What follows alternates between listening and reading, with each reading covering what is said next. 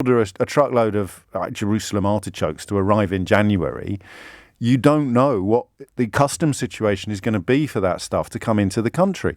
If you need car parts to come in for your huge state-of-the-art electric vehicle construction plant in the northeast, then as of now, I don't think, and I could be wrong, and if you work in any of these fields, this is your hour. This is your moment, as the great Martine McCutcheon almost said. You don't know. That's incredible, isn't it? And even as I say those words to you, this is my personal psychodrama, because even as I say those words to you, there's this weird tension. Let me tell you something about being a prominent Remoaner, okay? We really, really want this to go well. There will be no Schadenfreude, satisfaction or happiness in seeing our country and our children's futures compromised even more than they already have been. I mean, there will be some people who disagree. There'll be people who see it as the equivalent to rubbing an incontinent dog's face in its own excrement to teach it not to poo on the carpet again. I get that. But it's your own face as well. That's the bit I don't understand. So we are all literally in this together. So, you know, if Nissan stays open in Sunderland, that is just good news.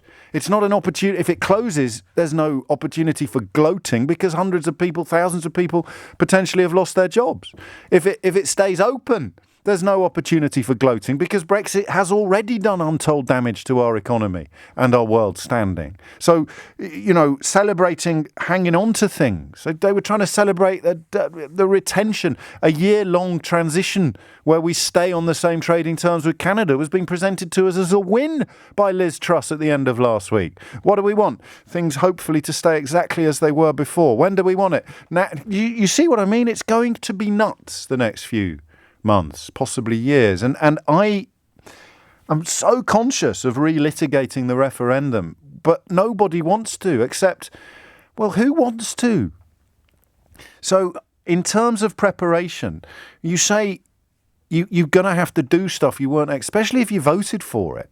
Your life is going to get worse if you're in business. The red tape, the regulations, they're all going to increase, even with a deal. Customs checks.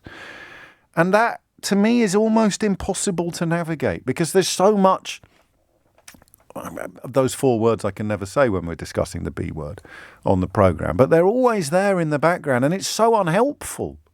You've got a business, you voted for Brexit, you believed it was all going to be great, there was going to be 350 million quid a week for the NHS, they were going to actually make it easier to trade frictionlessly, God knows how, but you believed it. Right?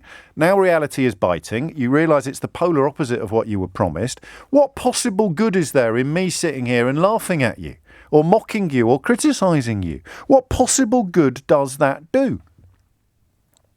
Answer: none. Would it even make me feel better? I don't think it would. I might try it for 10 minutes just to see, but I don't think it would. The people that I'm cross with are the people that sold you lies. I am not cross with the people who believed it.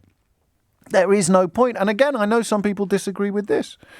You feel people have no excuse, but that means you've not looked at what's happened to the British media over the last 40 years. You know, the interests that it serves are not the interests of its readers. So to have fallen for this, to have fallen for the idea that abolishing freedom of movement is going to make your life better, become the first country in the history of the world to celebrate abolishing its own citizens' freedoms and to impose economic sanctions on itself. But look at the power wielded by the people that persuaded you to do it. So I don't know how to do it. The Governor of the Bank of England warning that the no deal prospect of Brexit will do even more economic damage than COVID-19. And that's news, because some people are still surprised by it or didn't. Of course it will. There's no vaccine for Brexit, to put it bluntly.